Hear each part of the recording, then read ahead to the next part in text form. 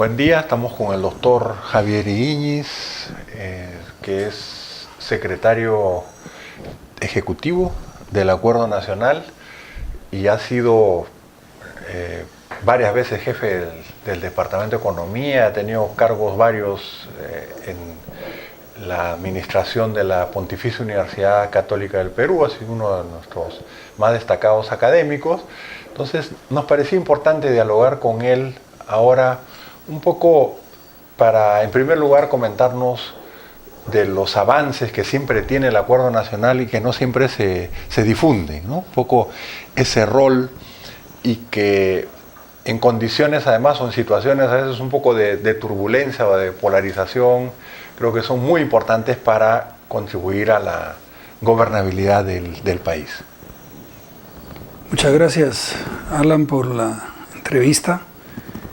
Y en efecto, el Acuerdo Nacional ha pasado ya por 3 gobiernos, este es el 4, y yo creo que a lo largo de estos periodos gubernamentales se ha ratificado como una instancia de diálogo, un foro al cual se puede acudir, sea estando en el gobierno, sea estando en la oposición, sea estando en el Estado, en cualquiera de los niveles nacionales o subnacionales, o en la sociedad civil y con los partidos políticos. Es un foro, entonces, claro, no totalmente representativo, porque el Perú es tan diverso que sería imposible lograrlo, pero de lo más representativo que hay, y con unas reglas que facilitan la comunicación, el diálogo entre todas estas partes que muchas veces en la escena pública están en un conflicto muy abierto y no siempre alturado.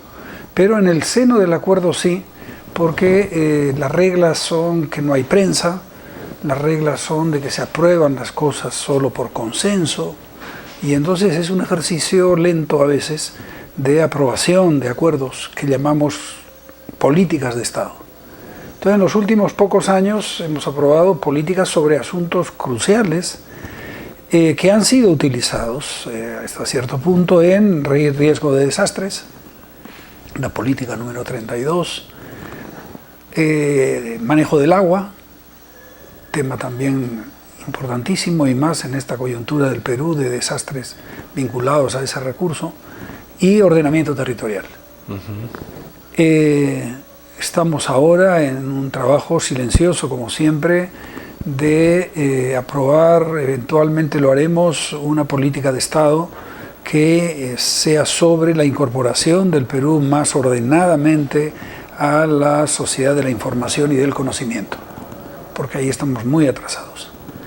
Así es que sí, es en primer lugar un foro y en segundo, como lo acabo de mencionar, una instancia de elaboración de políticas de largo plazo que sirven de criterio a quienes tienen que tomar decisiones para, digamos, eliminar el pánico de la página en blanco que dicen los novelistas que suelen sufrir antes de empezar sus obras, y que ayuda con modestia, no hay que exagerar por supuesto su importancia, pero es bueno que esté ahí.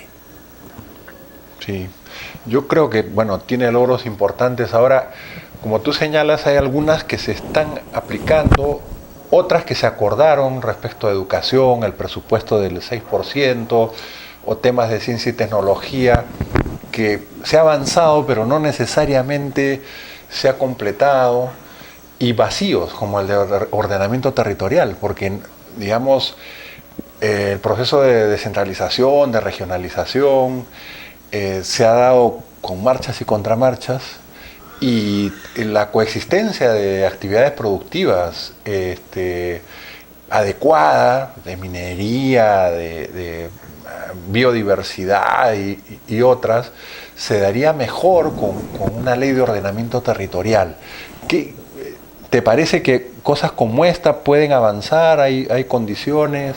Es la ruta, ¿no? Es la ruta, y a la vez, claro, estas cosas se han aprobado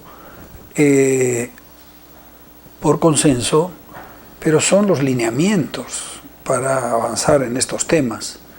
Depende de la voluntad política, depende de las correlaciones de fuerzas, depende de la sensibilidad de los dirigentes y las autoridades para que estos lineamientos, que se aprueban se concreten. Y en algunos casos sí se han concretado. CEPLAN ha vuelto a existir en la práctica gracias al Acuerdo Nacional, a pesar de que marginado, requiere más tiempo para expresarse en términos de orden de la gestión pública en el país a largo plazo.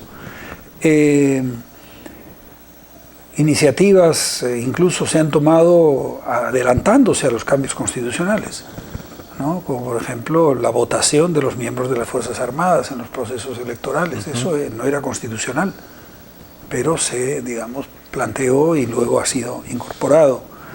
El MIDIS se creó también inspirado en los esfuerzos y en las orientaciones que salieron del Acuerdo Nacional. La política de defensa del país ha tomado muy en cuenta los criterios que el Acuerdo Nacional elaboró en su política de Estado correspondiente.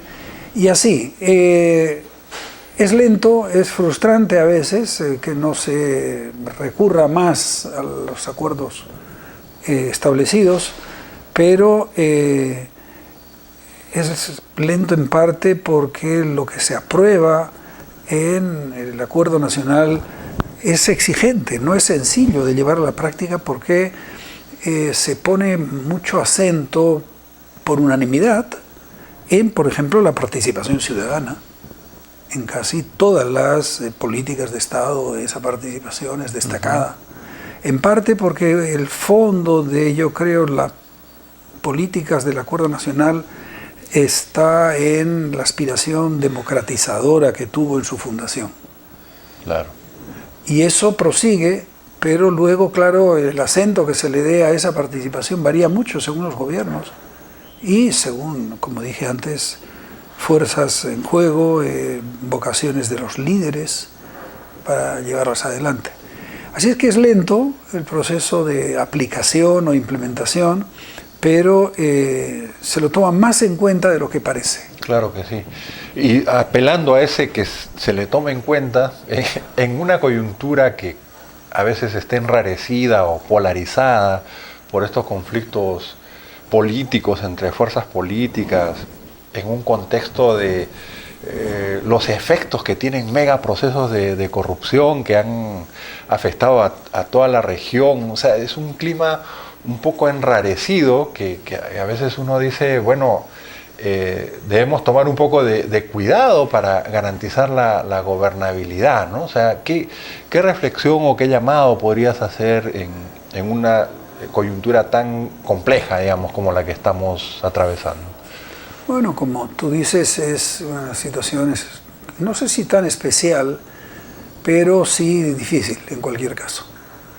Y como reacción ya más personal a esta situación que vivimos tan tensamente, yo diría que es una materia que debe poner por delante la transparencia en el ejercicio gubernamental y el diálogo permanente que el acuerdo trata de expresar, digamos, sin exagerar, pero de todas maneras persistiendo en ofrecer esas posibilidades de diálogo, como está ocurriendo de hecho con varias de las políticas del gobierno actual.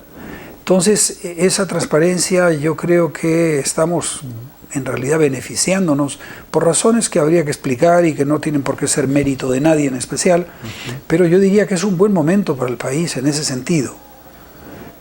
Da miedo la gobernabilidad y su precariedad, ¿no?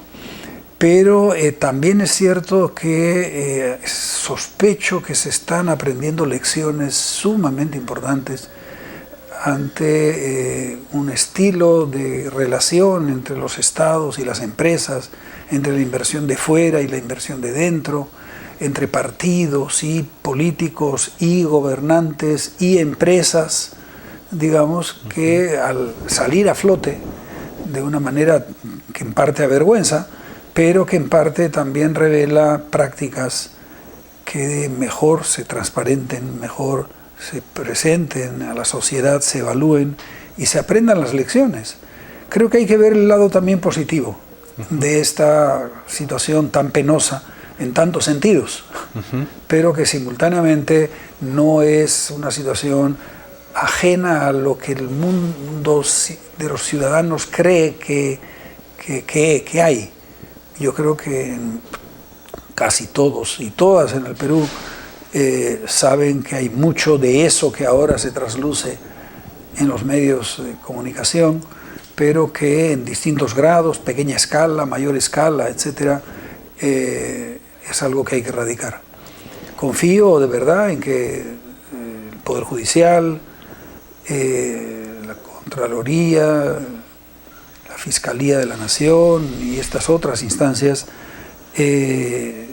asuman esa responsabilidad en la mayor medida posible, con la finalidad de no tener ya luego un país limpio de polvo y paja, por supuesto, pero sí uno en el que grandes lecciones hayan sido aprendidas y por lo tanto se esté más atento a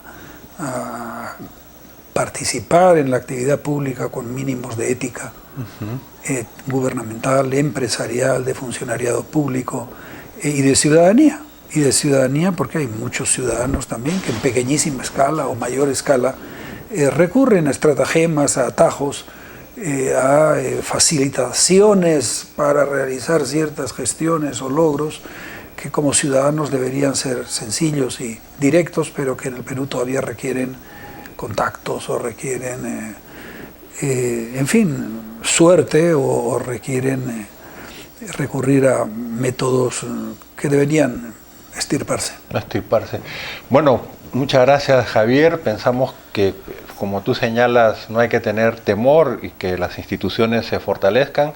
Habrá un nuevo espacio para avanzar y estoy seguro que en ese nuevo entorno, nuevo contexto, el acuerdo nacional se va a fortalecer porque, como tú has dicho, tiene ya una permanencia a través de varios gobiernos, es un espacio de concertación y ojalá que hacia adelante incluso sus decisiones puedan tener un carácter de alguna forma vinculante para las políticas de Estado que el país necesita al futuro.